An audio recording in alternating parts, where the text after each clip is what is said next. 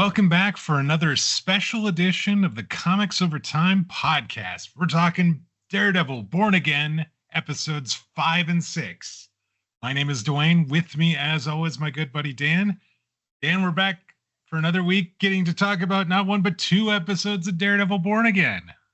Yeah, kind of crazy. They doubled our fun this week. As always, since February 1st of last year, we've been reading through the comic book history of Daredevil in preparation for the new Disney Plus TV show, not knowing when or even if it would actually premiere. Last week, we got the fallout of the White Tiger murder, a heated discussion between Matt Murdock and Frank Castle, the reveal that Vanessa's former lover is being held captive by Wilson Fisk, and a brief glimpse into what the Muse is up to. This week, we were treated to another 2-episode week, episode 5 entitled With Interest, and episode 6, Excessive Force. We've seen the episodes, and hopefully you have as well, so let's talk about what we saw and what it might mean for those final 3 episodes that we have left in season 1. But before we do that, as always, keep in mind this is going to be a spoiler-filled discussion, so if you have not watched Daredevil Born Again, episodes 5 and 6, and you don't want these things spoiled for you, pause right here, come back to us once you've seen the episodes, and continue on with the discussion. Yep, sounds like a plan. All right, Dan, we've got 2 episodes. Episode 5 was called With Interest. It currently has a rating of 8.3 on IMDB. As of recording, that is the lowest rating on an episode so far this season. The Disney blurb on this was, a day in the life of Matt Murdock gets intense, excuse me, forcing him to team up with a familiar face, which I thought was interesting. I'm like, who could he be teaming up with? And I have to tell you that I had some guesses going into this. I think the big money might have been on Frank Castle, the Punisher, since we saw him last week. Turns out it was not him. But yeah, did you have any thoughts just reading the blurb before jumping into the episode? And that whole idea of a familiar face, I would have thought it would have been a familiar face for him. Right. But in actual fact, It really wasn't. I think that's he was the normal bank manager wasn't there, so he was there instead. Yes. And so that's how he ended up having to talk to Kamala Khan's dad. Yes. So it's going to be kind of crazy. Familiar face to those MCU viewers who have been watching some of the other Disney Plus TV shows. That's who the familiar face was, not to somebody that Matt Murdock knew, which I thought was kind of interesting. And then episode 6 is called Excessive Force. This has a 9.0 rating on IMDb as we are recording. That is the highest rating of an episode so far. They all tend to come down a little bit. I think episode 1 was at about 9 when it first premiered. It is now down a little bit to about an 8.6. But basically this is one of the highest rated episodes of the season so far. And the Disney blurb on that is, when a serial killer terrorizes the streets of New York, the city needs a savior. Yeah. You know, so we talk about these. How often do you go out and rate things on IMDb? I don't do that, but I do actually look at the ratings. So each of these episodes has about 3,500, 3,600 reviews so far, or a rating. And like some of the earlier episodes in the season are up near 7,000 rating. So yeah, it's interesting. I've never done it, but I do look at it and I find it interesting. Yeah, and it is weird when you think of how many people watch. You know, like millions of streams in the first couple of weeks is generally a failure in some cases, right? And yet 6,000 reviews makes this much of a difference in people's perception. It is intriguing to me just how heavy the ratings of those people who do decide to get off their butts and go to IMDb to put in their opinion actually do matter. So, But anyhow, so and as far as like the Disney blurb, what do you think of this one? I didn't know what that meant, but it seemed to me like that meant there was probably like I think maybe I was hoping that we would see Matt Murdock back in the Daredevil costume, because this Yep. sort of intimates that he's finally going to become aware of the serial killer Muse, and somebody's going to have to do something, Yep. and it sort of felt like kind of the moniker you would see, or some sort of text you would see in a Daredevil comic book, basically. Yep. Absolutely. So, again, does not necessarily cover everything. There was just few things that happened in this. Just a little bit. So, Dan, you need to pick up the slack then for us. What is your non-Wikipedia, non-AI recap of these two episodes? Talk about 5 first, just a little bit. Episode 5 takes place almost entirely in a bank. Okay. And it also happens entirely on St. Patrick's Day. Matt Murdock is there in the bank trying to get a loan. Turns out that he is trying to get that loan from Yusuf Khan, who is Kamala Khan's father. We've seen him before, not only in the TV show, but then also in the Marvels movie. Khan declines him the loan, and Murdock sort of leaves defeated just as a group of bank robbers is entering. Essentially, he leaves by one door, and right in behind him walk in the bank robbers. He then hears the heist start to begin and decides to wander back in, walks into the bank, as blind guys do before they've locked the doors, and essentially inserts himself in with the hostages in the bank as the robbery is going on. So he's in a position to cause trouble and the like. At that point, the NYPD, including a Detective Kim, arrive and sets up outside. Murdock is inside, trying to irritate the robbers and cause trouble. And in fact, at a certain point, after hearing not only he's blind, but he's an orphan, whatever, one of them actually, and they're all Irish as well. So it's St. Patrick's Day and an Irish gang. They call him a regular wee Charles Dickens character, which made me kind of laugh, because in actual fact, when you hear too much about his story, especially again, as we've talked about in the MCU, he was orphaned as a child. Right. Rather than as a college doctoral student or something, because he's in his 20s when his dad dies in the comics, but he's a kid when he dies in the TV show. So I just was going to point out, so the bank robbers are Devlin and a crew of guys that he's brought in. That this is all part of the underlings for Luca, who was told that he needed to pay 1.8 million for the botched truck jacking, I guess, in Red Hook a couple of episodes ago. So they're gonna rob the bank to get the money to pay this. Needs. Yeah. So this is all really interesting. So these are all characters excellent sidebar we've seen. Yep. And they're wearing masks eventually, but we see them when they're first going into the bank beforehand. So eventually, we see that essentially Murdock asks to go to the restroom. When he does that, he ends up just brutally beating the crap out of one of the bank robbers, and essentially then he escapes, goes down and saves Khan, who is in the basement at the vault, where he's down there. Essentially, he doesn't know how to open the vault, but he pretends he does just to distract and delay the robbers.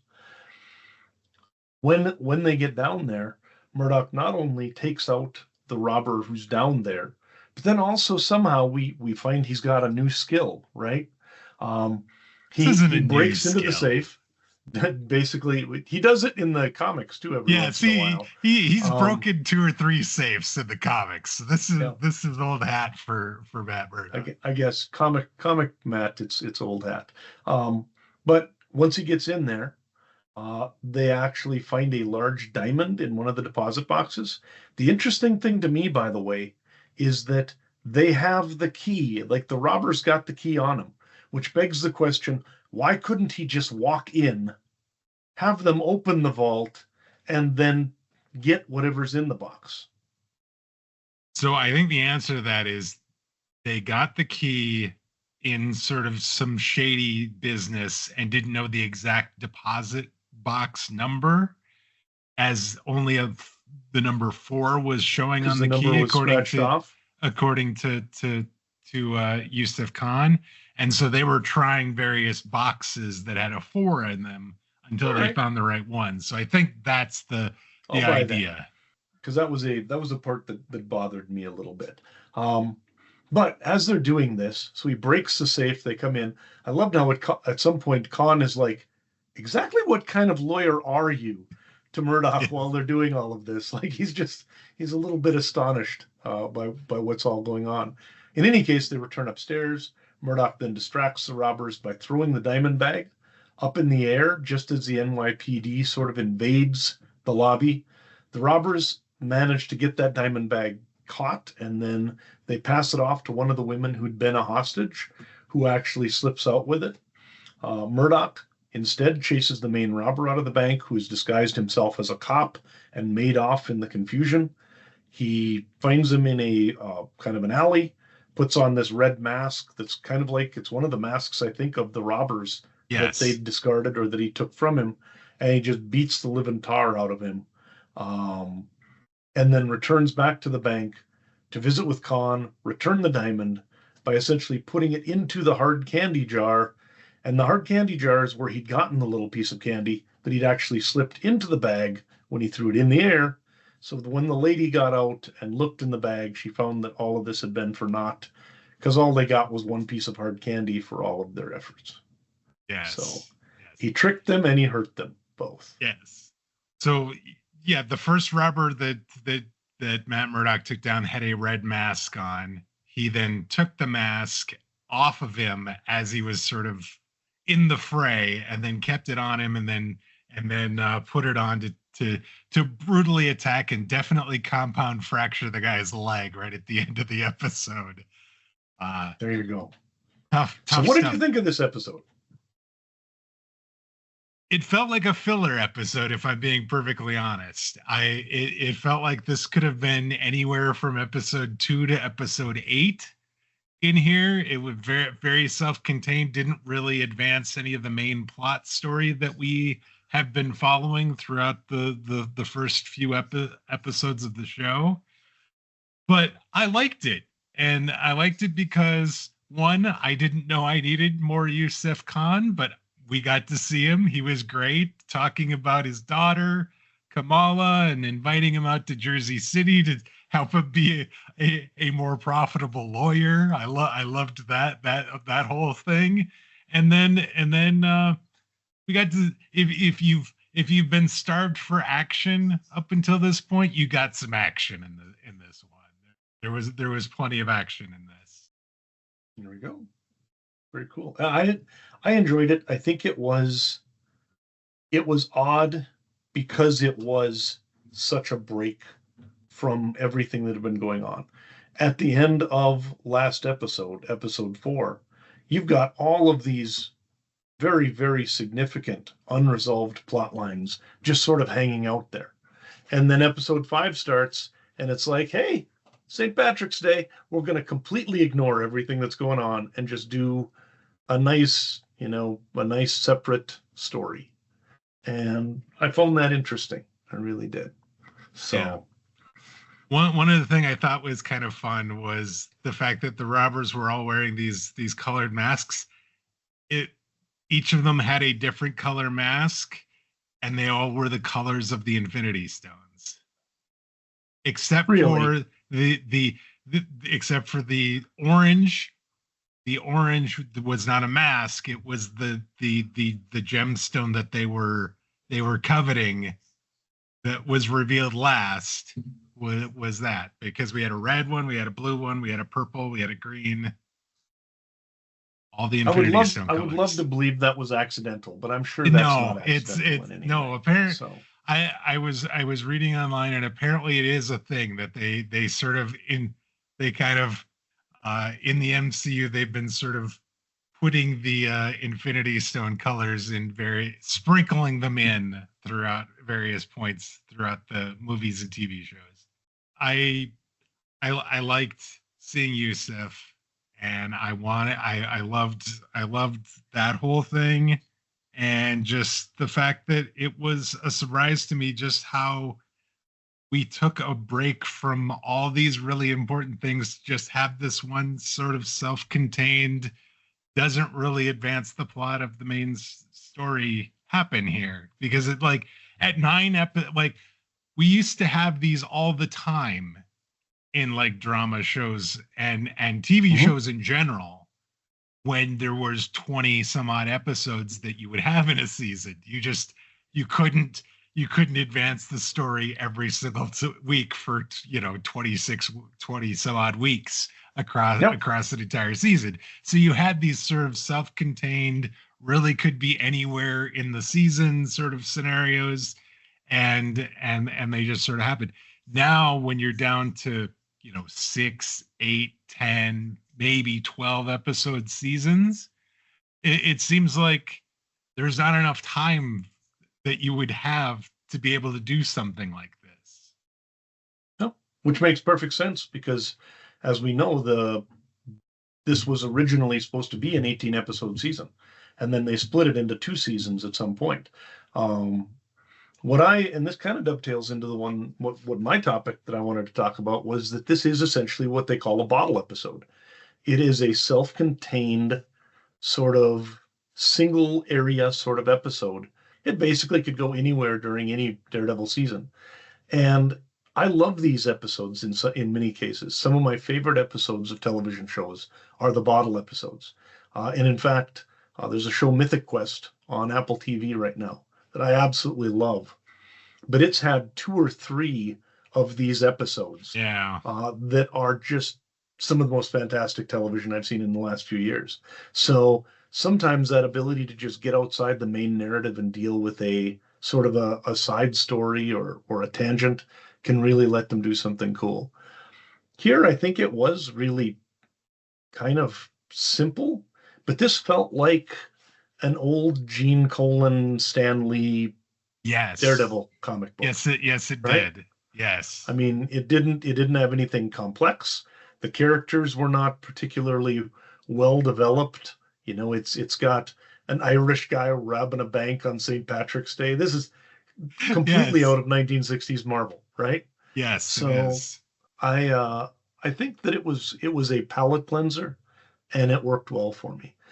It's also interesting that according to Jeffrey Nachmanoff, who is the director of this episode, this is the only untouched episode from the original plan for this season. So this is the only one that doesn't have additional footage or changes in it. This episode essentially is what they filmed like 4 years ago. Yeah. Right? Yeah. And it makes sense, because you don't have any Foggy, you don't have any Karen, you don't have any of the Kingpin's wife that needed to be refilmed.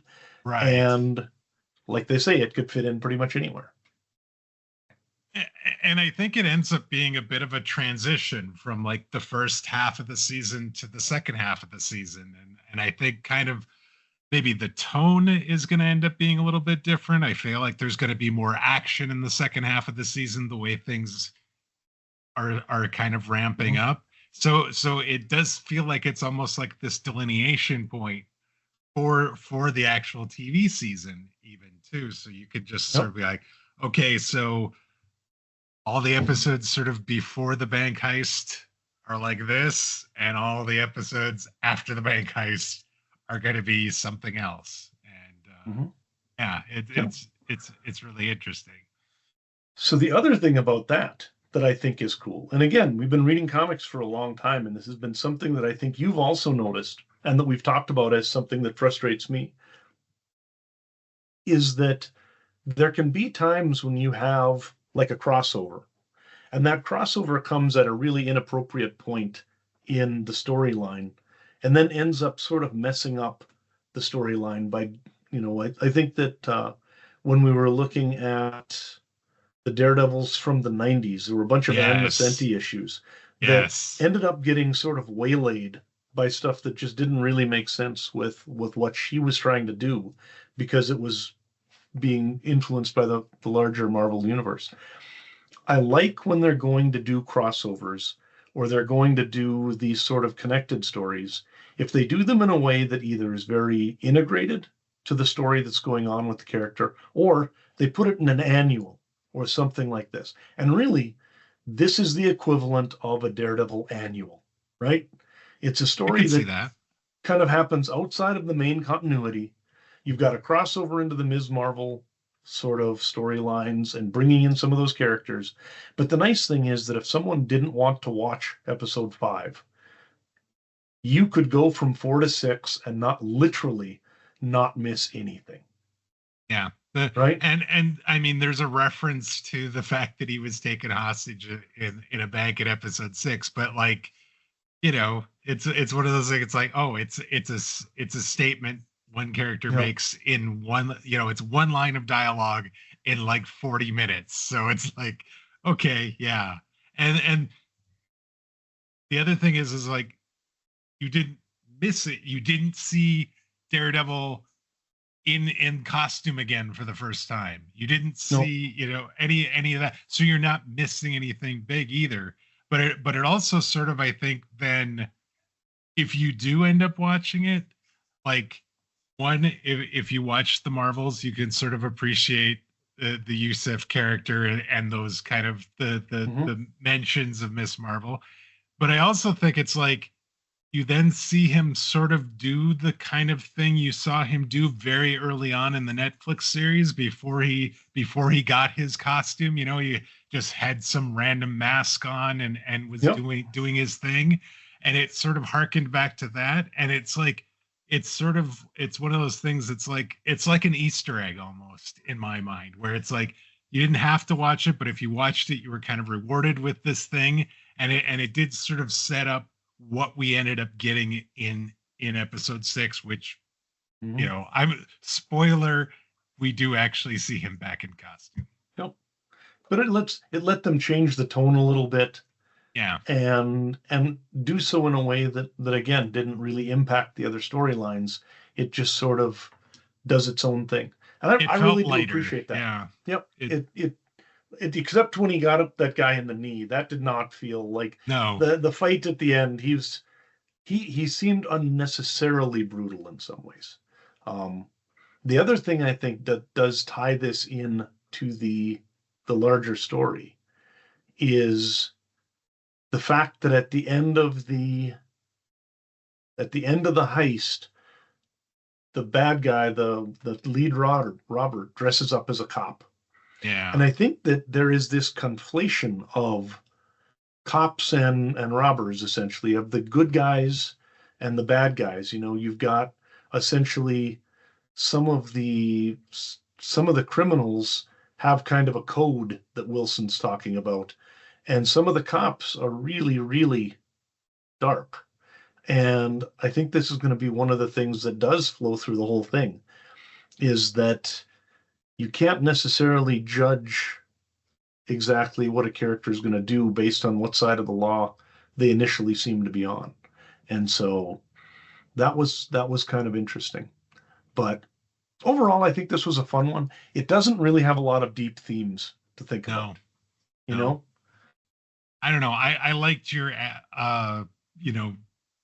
likening it to an old Gene Colan, early volume 1 single issue story, like we basically had for about the first 40, 50 issues of Daredevil, where it was there wasn't a lot deep in there. It was just a hero doing heroic things and some punching, some that sort of thing, and then the episode's done and it's done, and you just sort of move on to the next thing.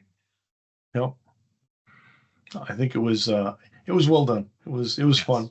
And so I suspect there'll be some people who don't really want that. And that's one thing that's interesting, is I do think, and I don't know if you agree with me, if that's the reason we have 2 episodes this week. I mean, I feel like it felt like the episode was rather short. I don't know the exact time, but I think it was probably just over 35, 40 minutes, something like that. Sounds And about so right. And so I feel like from a time standpoint, it, I could see myself wanting more after that first episode, but also, yeah, because this sort of felt like this sort of almost time capsule thing that Yep. was kind of separate from everything else. I'm glad that they did release episode 6 as well and got us back into those stories that we've been following to this point, because I definitely was interested in seeing what was going on with some of that stuff. I wonder if in actual fact they haven't just gotten to the point where they're afraid of doing something different like this, and then having people howl at them, oh, nothing happened, I didn't, complete waste of a week or whatever. And now you can literally look at it as like a bonus episode. It really Yeah. is an annual, Yeah. It came out at the same time as another issue, but it's just a story off to the side. Yes. So anyway, let's talk about 6, shall we? Time to Yes, move on. definitely. Let's do that. All right. So episode 6 then returns us right back into our main story, and it also returns us to sort of the multiple interconnected narratives that keep bouncing back and forth. That's the other interesting thing about 5, is there was no bouncing really, because it's just one storyline, right? Yes. So now we're going back and forth to all these things again. So the show begins with a body being found and a mural being washed off a wall by the sanitation department. Later, we then see Muse, who attacks 2 women and sends photos of their corpses to, like, the police or someone.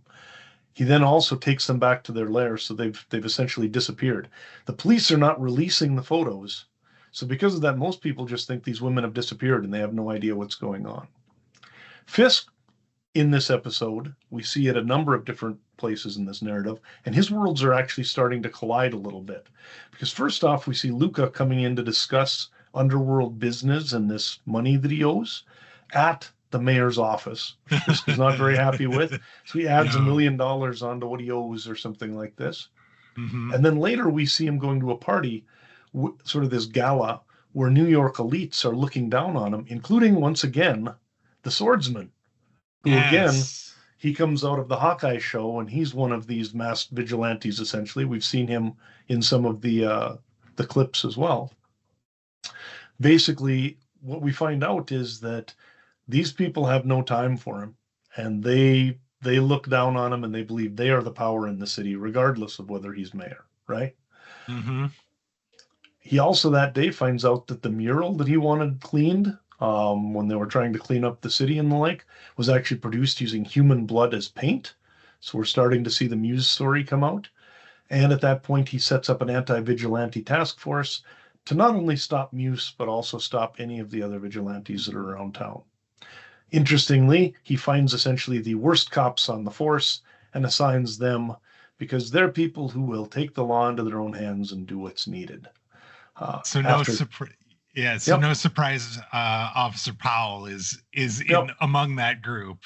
Surprise! All of our friends from the trial a few weeks ago are there, and then he ends the day by wandering down with an axe. And I was sure he was going to cut off Adam's hands, and I didn't want to see it. I was like, this is going to be awful. Instead, he throws him the axe and says, "I'm bigger than you, so I'm giving you a weapon." And then, well, turns out an axe doesn't do much good against the Kingpin. He ends up killing him. So he beats him senseless, throws him into walls, and murders him. If the 2 cops, like Officer Powell, did not die at episode 2, I don't think Adam is actually dead. I think he is, like, knocked out and in a pool of his own blood on the floor. But if he kills Adam, then he is going against the promise that he made to Vanessa. So I think Adam's still alive. Adam probably just wishes he was dead at this point. I'm going to once again disagree with you, and this time I think I'm taking the other side and saying he's very dead. No. But all right, we will find out in episode 7 or sometime, I suppose. While all this is going on, Murdock starts his day by actually talking vigilante justice with Heather for a while, after which he gets a visit from Angela Ayala, who tries to convince him to look into the disappearances that are going on in her neighborhood. He then relatively soon finds out about this blood artist and his potential of having up to 60 victims from Cherry, who comes to visit him in the office. Cherry then tells him, you should just leave this alone, which is ridiculous. That's gonna, and I love how Matt Murdock's listening to his heart just racing as he's about to tell him this, and it's like, yeah, he's definitely going to leave this alone because you told him to. Yeah, that's just ridiculous. As we would know, he does not leave it alone. He immediately goes out looking, and it's a good thing because he does find Muse, who has captured Angela, who wandered down into the subways looking for him for reasons that don't make a lot of sense to us. She got herself kidnapped. Her blood's being taken out. He manages to save her, beats up Muse, but while he's essentially restarting her heart, Muse slips away, as our villains usually do, and that is where episode 6 ends. Yes. A lot goes on. Yeah, it was a very action-packed last few minutes of the show. Definitely. There was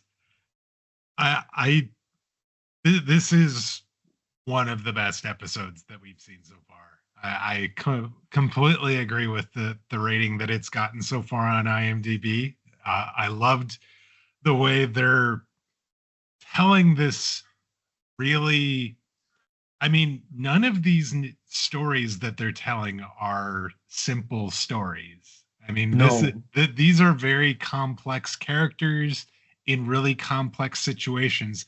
And they're doing a really good job of sort of giving us this everything that we sort of need to kind of keep these stories moving across these episodes. And it just, I was really curious to see how much more we were going to see of Muse, and yeah, he seems gross. Icky, I believe is the technical term. Yeah, I think Muse really is kind of this thing that sort of hangs over the whole episode, because all of these different stories, Fisk's story is intersecting with it, Murdoch's story is intersecting with it, and then of course Muse taking the hostages and the saving of the last hostage is sort of, or victims, I guess, is the bookends of the episode. So this really is our introduction to this character that's going to be, one would assume, the sort of big bad of the season. And it's weird because Fisk is the big bad, but he's sort of almost a co-protagonist at this point, which is really strange. And I kind of hate it in some ways. Sure. Yeah. I mean, like, to this point, when like we were about ready to jump into the episode, we see a picture of Muse, and then see him in like the recap. It's like, well, who's this guy? We still don't know who he is. Now we know who he is, right? Now he's been basically finally introduced to the audience if they weren't familiar with the character and what was going on up until this point. Mm-hmm. The problem with him really is, even now, the thing I don't like about Muse, and the thing I think makes him a difficult character for something like this, is his identity is really unknown. His reason for doing what he does is unknown. He is really almost like just this mysterious, malevolent force. Right? Yeah. And the weird thing is that in Daredevil, you have all of these characters who are deeply sort of motivated by their upbringing and their parents and the life they've lived and the place that made them. And now you have this Cypher kind of dumped in the middle, who's a character that's just unbelievably cruel and inhuman, and technically that he isn't inhuman in the comics. I was gonna say I did a little research on him, and he's a mutant. So yeah. Yep. But I mean, he is so much different in that his motivations completely are opaque to us. Yes. Yeah, we still don't know why he's doing the thing he's doing.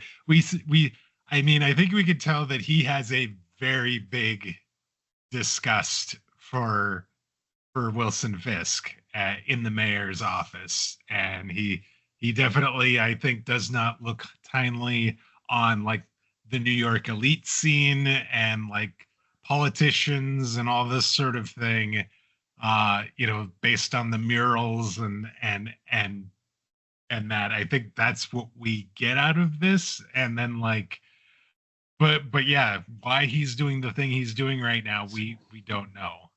See, if he was going up and grabbing all those people from the gala, I could get behind this, right? Then sure. Then yes, he hates the elites, he hates Fisk, he hates whatever, but yeah. It is an interesting episode, though. I do find it to be really gruesome in a way that I'm not really a horror guy. Yeah. And this actually, in many ways, is bordering on being a horror story. Yes. Rather than a superhero story. Yes. I would definitely agree. That's not my cup of tea either. Now, I will say that what they're setting him up for, almost certainly, when you look at, he's got a white mask and the weird blood from his eyes thing on his mask and everything. This is essentially a Marvel Joker. And I think if you think of him as an analog of the Joker, which has become such a popular character within the DC environment, they're trying to make that sort of character for Daredevil. Somebody who is, if he is about law and he is about order, you have this agent of chaos, just cruelty and chaos, right? And so because of that, usually that is the best foil for any character, is somebody who's either diametrically opposed to them or is, kind of in the case of Fisk, somebody who's more alike to him than he'd like to admit, right? And so we'll see if they get there. But I do think the fact that, at least in the comics, Muse doesn't have an identity really does get in the way of really making him a great villain. So... And the other thing is we don't really get any clues from the credits either, because there is no actor credited with playing Muse. There is a character named Bastion that is listed in there. And I don't know what that means exactly, because I know there is a Marvel character named Bastion. There is a Marvel character named Bastion. But I don't think there's no connection between the two in the comics that I'm aware of. That would be very strange, because he is like one of the X-Men's big foes. Yeah. So, yeah.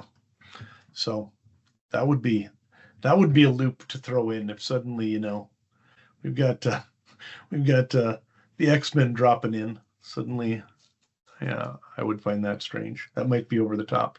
But in any case, so what did you have as one of the themes you wanted to talk about this week? Kind of either on this episode or across them both? Or I guess I want to talk about Matt Murdock, the lawyer who does everything, because it feels like he is called on to do just about anything for just about anyone. And I get that, he was their lawyer, but to have Angela Del Toro come and be like, hey, there's all these people missing. Hector was looking into this as the White Tiger, and he thinks he's down by the, track 61 and all this sort of thing. And then she gets really upset with him when he's like, why don't you talk to the police? Because presumably they should know that there's a serial killer, and, they're the people that are being paid to, do this sort of thing. And it's, I know that's not going to make an interesting Daredevil story, mind you, but it just and then we talked about it when we were talking about episode 5. He cracks a safe,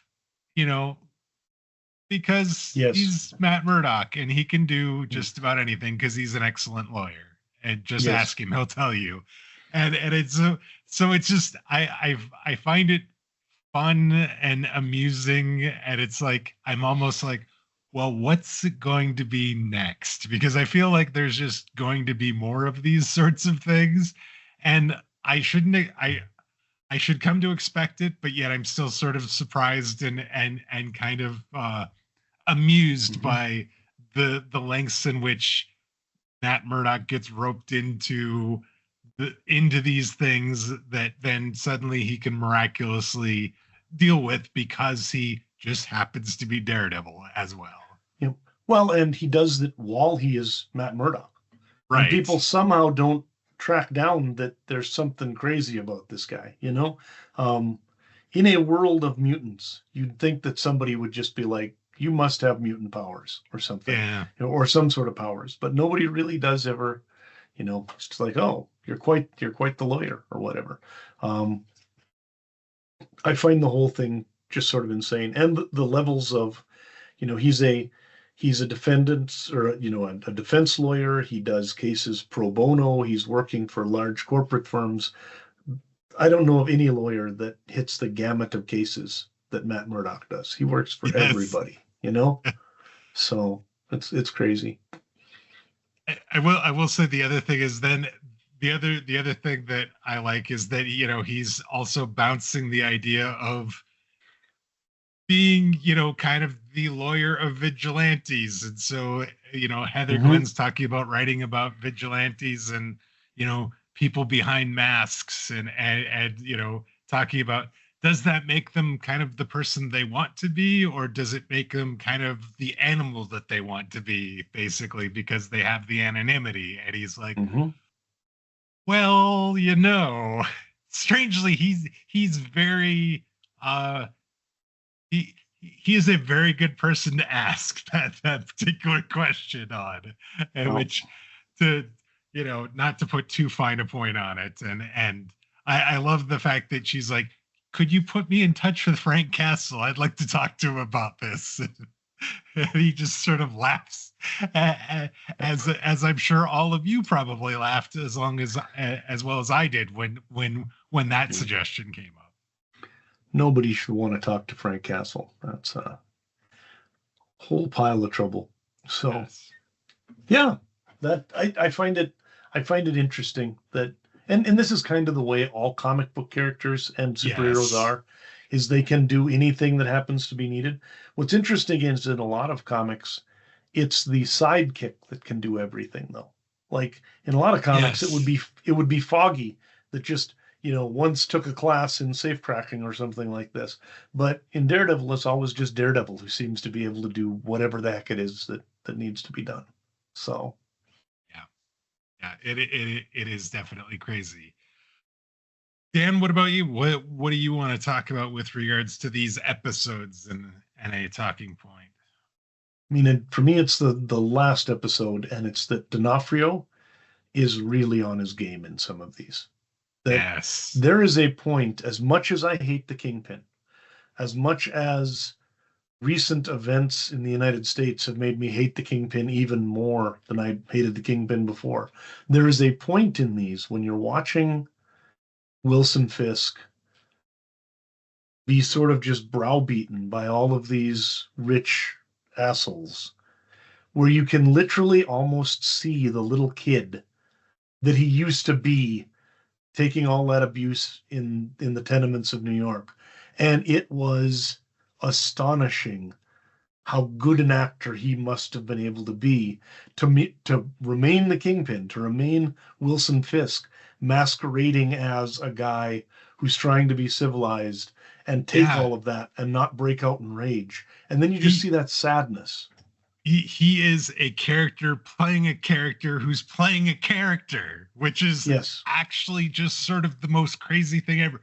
The thing that I noticed, and I don't know if you've noticed this, is when he's getting mad, specifically in episode 6, and where you see like him talking to some of those elites, you can see kind of his mouth quiver a little bit, like Oh yeah. he's about ready to just erupt on these people, but he is holding it together because ultimately this is the thing he wants, right?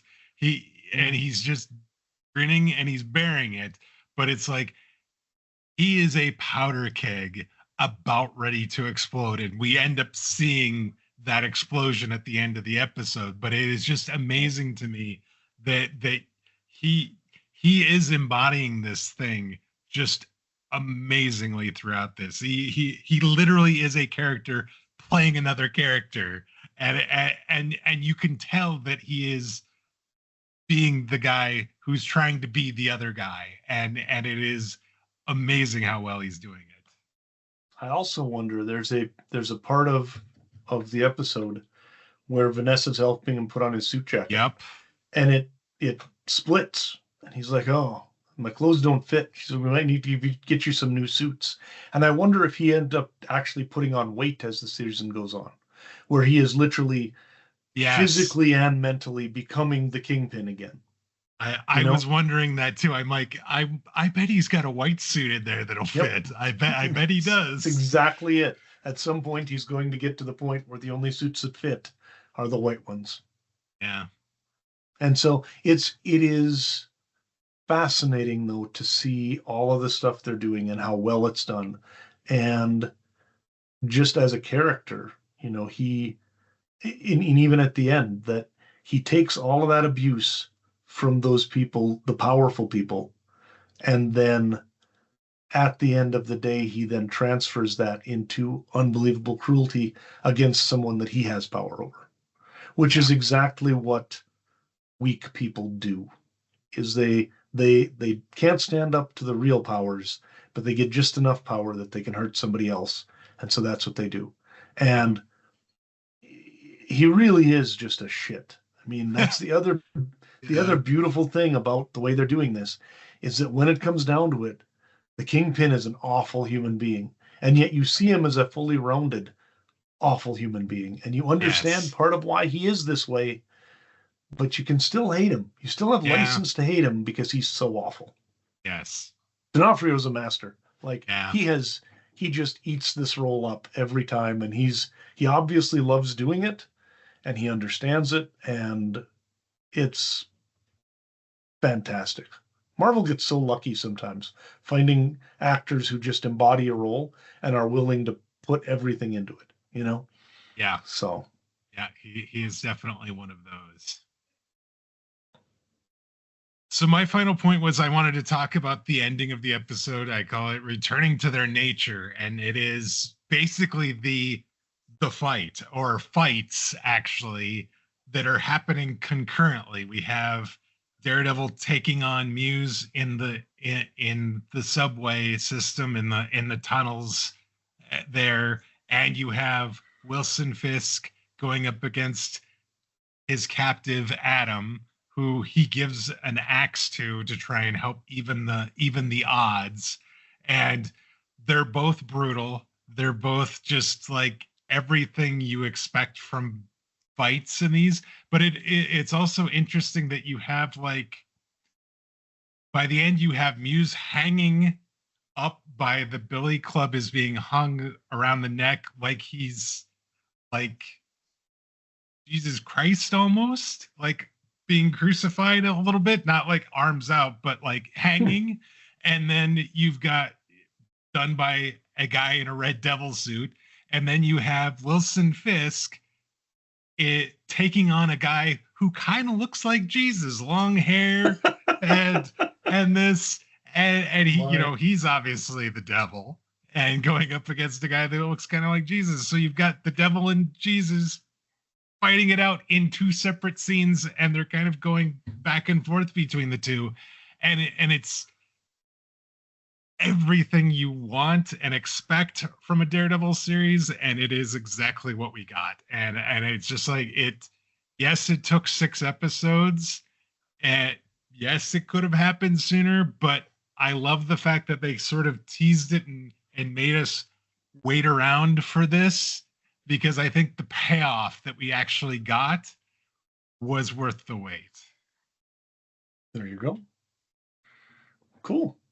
Yeah, I was intrigued by how it's been this slow build with both of these guys trying to somehow essentially almost like fool themselves and the rest of the world into believing that they were different people than they are. And that at their heart, and that's again why I say that, Muse is the antithesis of Daredevil, where Kingpin is sort of a fellow traveler, The two of them live a life defined by violence, and the idea just is they use it for different reasons and different ends.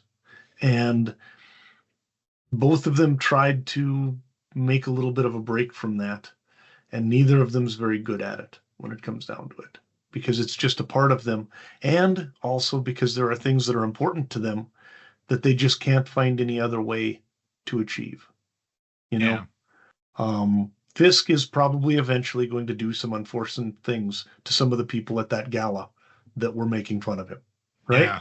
There's just no way you get away with talking to Wilson Fisk like that Doesn't seem like and not wake up with, like, you know, the horse head in the bed with you or something, like thinking of like the Godfather or something. Absolutely. So I'm concerned about that, but I do think that it has been a slow build to get them back. But we have now come full circle from the two of them sitting sort of in a diner, yes, having waffles or whatever, and talking about how they're going to get along, and the world's going to be a better place or whatever. Yeah, I don't know how much of a distraction the muse is going to end up being with regards to this, but it does sort of feel like they are on a collision course that I feel like has to happen this season in these last 3 episodes. That you know, things are going to come to a head, and they're going to go after each other, and then 3 episodes. Oof. Yeah, we have 3 episodes left. There's a lot of plot strings to be wrapped up, man. I don't know. We'll have to think about what we do think is going to get wrapped up and what's going to head into season 2. So, in any case, though, I did think these were good. It did make me laugh a little bit that at the end, instead of beating on each other, you've got Daredevil sort of beating up on an emo art school dropout of some sort, and Kingpin just mashing some guy who looks like Tom Hanks in Castaway, and it's not really becoming to either of them. Yeah, they're just surrogates. They really want to be beating on each other, and it's a matter of time, and they will be. But for now, you just beat on the one you're with, I guess, as opposed to. Sounds like a terrible song, just as a note. It does. In any case, I think that, but that was my thing. Yeah, D'Onofrio was great. Episode was a little bit yucky sometimes with all the people hanging on hooks and everything. So, not exactly down with that, but we'll see how it goes. Yeah, I'm hoping that this is about the extent of the gore horror type thing. Like, they don't go any more deep into the horror sort of type, look and style and showing stuff. I will say this definitely doesn't, some of the things that they're showing definitely do feel less Disney Plus than I was expecting. Like, they actually have sort of put their money where their mouth is, and things are a little bit darker and a little bit gorier than and horror-ish than I expected them to actually go when they said they were gonna go a little bit darker and a little bit more rough. Well, I would agree. I'm not sure if I'm happy about that at this point, but I would agree.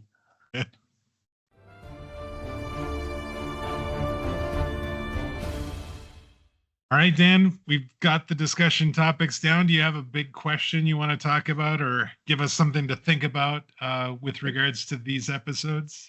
We've kind of touched on it a bit because it is something that just kind of has to be. But I wonder, is Muse too much? Or, this is one of the nastiest villains in Daredevil's world. He's faceless, and he doesn't really have the sort of emotional backstory to make him all that terribly interesting. So far, are you satisfied with Muse as the fact that this is looking like it's going to be our antagonist?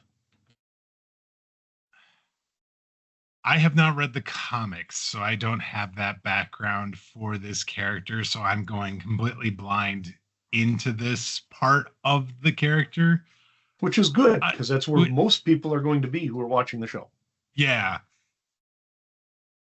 I mean, I feel like given the way they started this story, I feel like there needed to be another sort of character in here that kind of is the antagonist, because ultimately I do think it's going to be, you know, Daredevil versus the Kingpin, but I think you need sort of that surrogate antagonist to sort of help get things to that point, and be kind of the foil until we're ready to get to the main event kind of thing. And so from that standpoint, I think he's the character serves a role, and a role that is probably needed.